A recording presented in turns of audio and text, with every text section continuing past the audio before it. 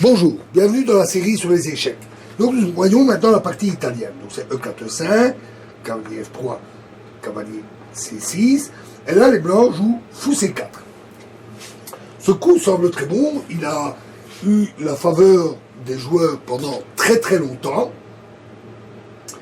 Il mobilise rapidement les rois, les blancs sont déjà prêts à croquer. Le fou est bien mobilisé, bien centré, et il attaque le point faible F7, dont nous avons parlé.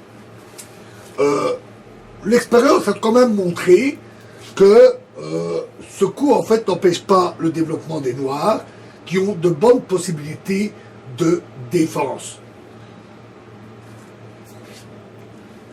Et surtout que la sortie du cavalier F3, plutôt que d'exercer un contrôle sur D5, a plus l'intérêt d'exercer une pression sur le pion E5, ce qui offre d'autres possibilités et que la partie italienne n'exploite pas. Donc, cette partie, la partie italienne et ses différentes variantes, ont perdu un peu de leur superbe. Ce n'est plus trop joué, mais on la rencontre encore régulièrement. On la rencontre encore à l'occasion. Donc, il est important d'en connaître les subtilités. Donc, nous allons devoir nous y attarder quelque peu. Alors, les noirs peuvent répliquer. Fou C5. Ce coup qui rend l'appareil au blanc, on sort le fou, on attaque F2, est appelé Giuco piano. C'est dire en italien jeu lent. Il est très ancien, il est joué depuis au moins le XVe siècle. Mais ce coup est considéré comme assez passif. Sortir plutôt le cavalier F6 pour contre-attaquer sur E4 et en même temps bloquer les attaques par les rois du pion faible F7. Ce coup est beaucoup plus actif et il est donc certainement meilleur. Nous verrons cette possibilité de défense des deux cavaliers un peu plus tard.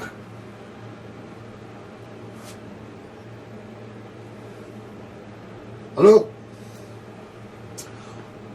là, à ce stade-là, les blancs ont plusieurs possibilités. Beaucoup se sont avérés sans intérêt. Des coups un peu neutres, un peu édulcorés. Les seules défenses intéressantes étant C3 et cavalier C3. Ce sont les deux coups les plus forts, surtout C3. Mais commençons d'abord par le premier. Cavalier C3, à ce moment-là, cavalier F6. Chacun se développe. D3, D6. Chacun défend son centre.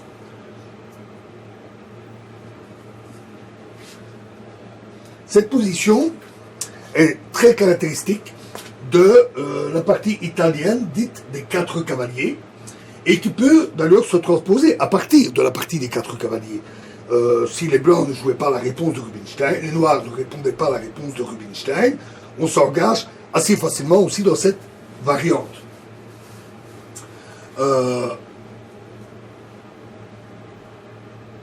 Notons que cette position est totalement symétrique. En général, les positions vraiment symétriques sont plutôt favorables aux blancs, parce qu'ils ont un coup d'avance.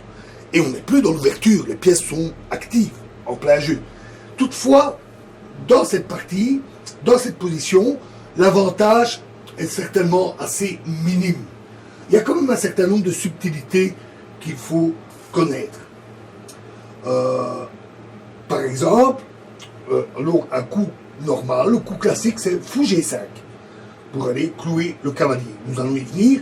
Il y a d'autres possibilités, comme par exemple fou E3. Mais ce coup n'apporte pas vraiment d'avantage, sauf si les noirs commettent l'erreur de prendre le fou. Parce qu'alors, c'est F prend E3, et qu'est-ce qu'on constate? C'est que les blancs ont pris totalement le contrôle du centre. Donc, simplement, ils ne doivent pas accepter cet échange, du moins pas comme ça. Il y a d'autres possibilités qui sont dans un jeu tout à fait correct pour les noirs. L'autre possibilité,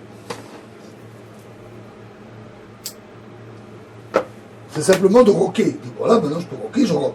En fait, ce coup est assez prématuré à cause de fou G4 qui cloue le cavalier, menace un échange et de faire un trou dans les défenses dans les défenses du roi, ce qui serait très désagréable. Et essayer de... Évidemment, la dame peut reprendre. Donc on peut essayer de forcer l'échange tout de suite en jouant H3.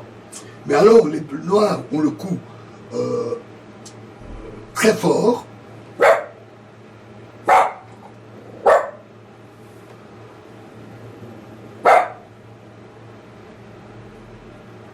Parce que, avec H5,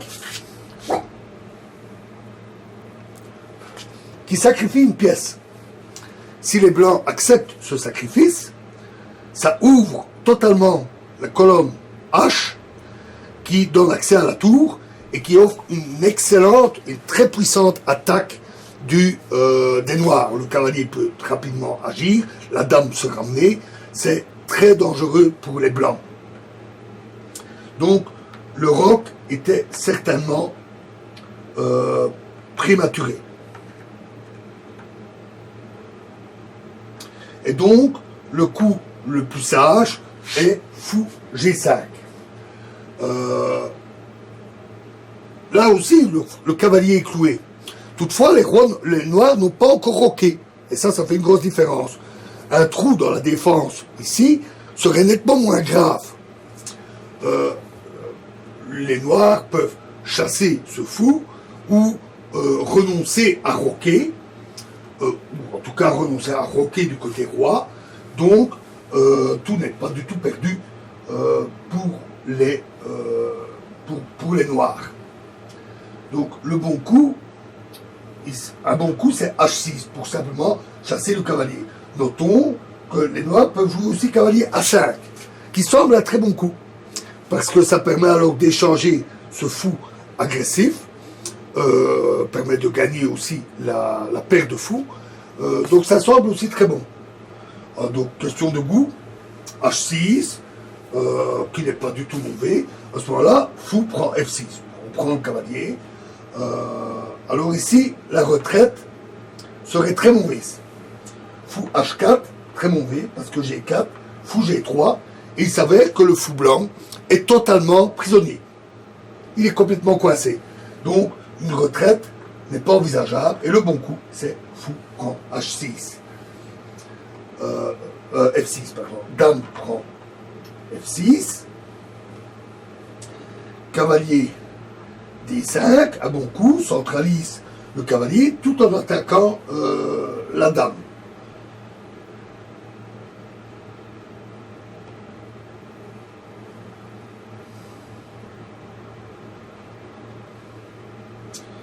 Donc là, dame D8, elle revient à sa position, et C3, très bon coup, qui prépare D4. C'est certainement le coup le plus intéressant, avec un bon contrôle du centre, malgré que les blancs ont renoncé à la paire de fous. Ça leur donne une bonne position au niveau du centre. Le jeu reste relativement équilibré.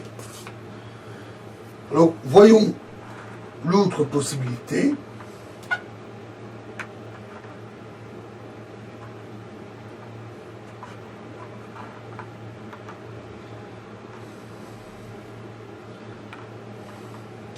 Qui donc